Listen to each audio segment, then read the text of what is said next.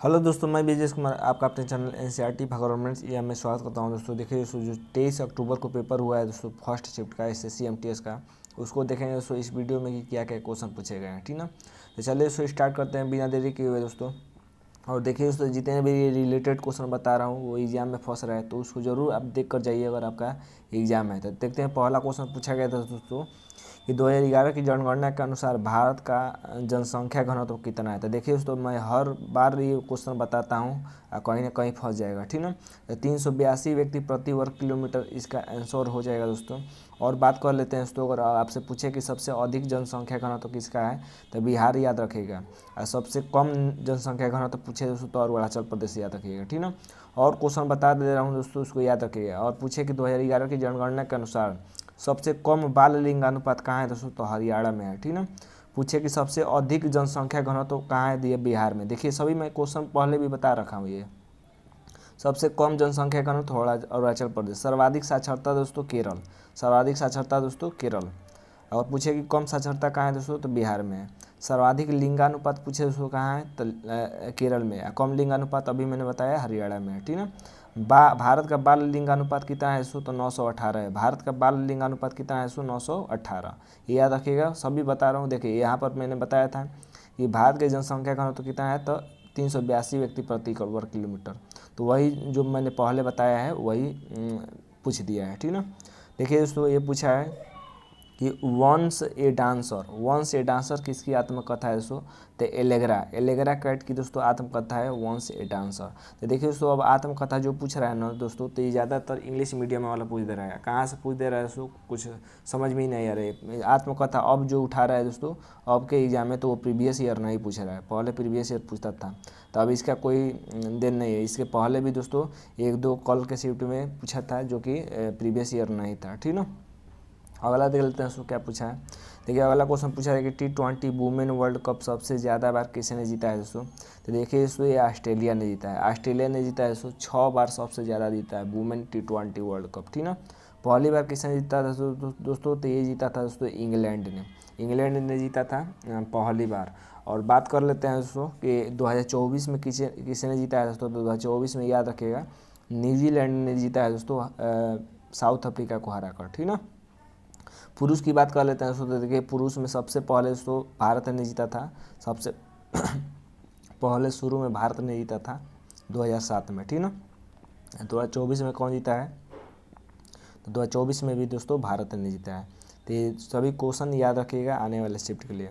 अगला क्वेश्चन पूछा है दोस्तों कि मध्यकालीन युग में किसने रजिया सुल्तान को सबसे अधिक श्रेष्ठ बताया। तो मध्यकालीन युग में दोस्तों सबसे किसने रजिया सुल्तान को सबसे श्रेष्ठ बताया दोस्तों, तो ये PYQ है दोस्तों, पहले भी पूछ चुका है पहले के एग्जाम में, एमटीएस के एग्जाम में। तो देखिए दोस्तों मिनहाज उज सिराज है। मिनहाज उज सिराज दोस्तों ये ऐसे व्यक्ति थे जिसने दोस्तों रजिया सुल्तान को दोस्तों सबसे श्रेष्ठ बताया था। यानी कि एक पुस्तक भी है दोस्तों मिनहाज उज सिराज की, तबकात ए नासिरी। तबकात ए नासिरी किसकी पुस्तक है दोस्तों, तो मिनहाज उज सिराज की। और रजिया सुल्तान दोस्तों दिल्ली की गद्दी पर बैठने वाली पहली महिला शासक थी। ठीक ना, तो पहली महिला शासक कौन थी, तो रजिया सुल्तान ही थी। ठीक ना, तो ये भी क्वेश्चन आ सकता है आने वाले शिफ्ट में। अगला देखिए सो क्वेश्चन पूछा है कि तिहार व दिसाइन, तिहार व दिसाइन। देखिए दोस्तों दिसाइन, ठीक ना, तो दिसाइन किस पड़ोसी देश का दोस्तों त्यौहार है, ये पूछा है कि किस पड़ोसी देश का त्यौहार है तिहार व दिसाइन। तो देखिए दोस्तों ये नेपाल का दोस्तों त्यौहार है तिहार व दिसाइन। ठीक ना, तो ये पूछा था।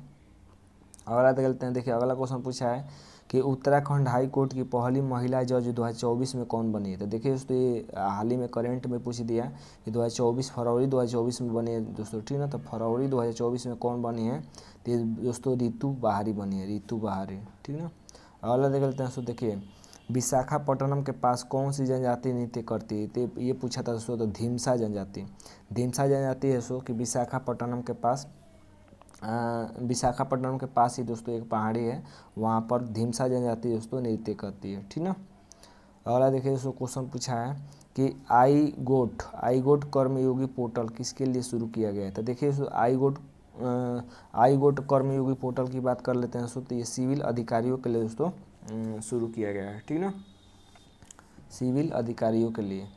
अगला देखिए दोस्तों क्वेश्चन पूछा है कि सिकंदर ने भारत को कब आक्रमण किया था। तो देखिए दोस्तों सिकंदर ने भारत पर या पंजाब पर, भारत पर या पंजाब, पंजाब उस समय भारत में आता था, तो पंजाब पर कब आक्रमण किया है सिकंदर ने। तो ये 326 ईसा पूर्व में आक्रमण किया था, ठीक ना।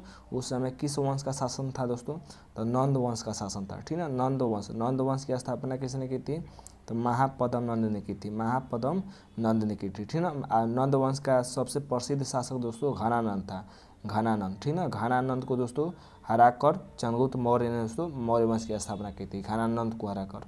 ये दोस्तों क्वेश्चन याद रखिएगा, आने वाले शिफ्ट में इससे रिलेटेड क्वेश्चन पूछ सकता है। बॉम्बे जयश्री को 2023 में कौन सा अवार्ड मिला है, ये पूछा है। तो देखिए दोस्तों बॉम्बे जयश्री की बात कर लेते हैं दोस्तों, तो 2023 में इनको संगीत कला निधि पुरस्कार मिला है, संगीत कला निधि पुरस्कार, ठीक ना। अगला देखिए दोस्तों क्वेश्चन पूछा था कि मच्छर के काटने से कौन सी बीमारी होती है। तो देखिए दोस्तों ऑप्शन तो नहीं मिल पाया कि मच्छर के काटने से कौन सी बीमारी होती है दोस्तों, तो ये मलेरिया होती है, ठीक ना। मलेरिया भी होती है, फीवर भी होता है, बुखार, ठीक ना। तो ऑप्शन नहीं मिल पाया। एक क्वेश्चन पूछा था दोस्तों साइंस से कि जे थॉम्सन का मॉडल किस पर आधारित है। तो देखिए दोस्तों जे थॉम्सन ने दोस्तों परमाणु मॉडल दिया था, परमाणु मॉडल। तो ऑप्शन तो नहीं मिल पाया, लेकिन परमाणु मॉडल इन्होंने दिया था, ठीक ना। परमाणु मॉडल या इन्हीं के दोस्तों मॉडल को दोस्तों तरबूज का मॉडल कहा जाता है, तरबूज का मॉडल, या प्लम पुडिंग मॉडल भी कहा जाता है, प्लम पुडिंग मॉडल। तो ऑप्शन तो नहीं मिल पाया दोस्तों, लेकिन सभी मैंने बता दिया कि क्या क्या कहा जाता है। प्लम पुडिंग, तरबूज का मॉडल, परमाणु मॉडल इन्होंने ही दिया, ठीक ना। तो ये दोस्तों क्वेश्चन पूछा था। देखिए दोस्तों अगर आपको इसको PDF चाहिए ना दोस्तों, तो आप टेलीग्राम से जुड़ जाइए, मैं वहाँ पर शाम को दोस्तों पूरे 3 शिफ्ट का PDF दे देता हूँ, वहाँ से आप रिवाइज भी कर सकते हैं, ठीक ना। तो उम्मीद करते हैं दोस्तों कि वीडियो अच्छा लगा होगा। वीडियो अच्छा लगा हो तो चैनल को सब्सक्राइब कर लीजिएगा दोस्तों, और वीडियो को लाइक जरूर कर दीजिएगा। आज के लिए बस इतना है दोस्तों, धन्यवाद दोस्तों।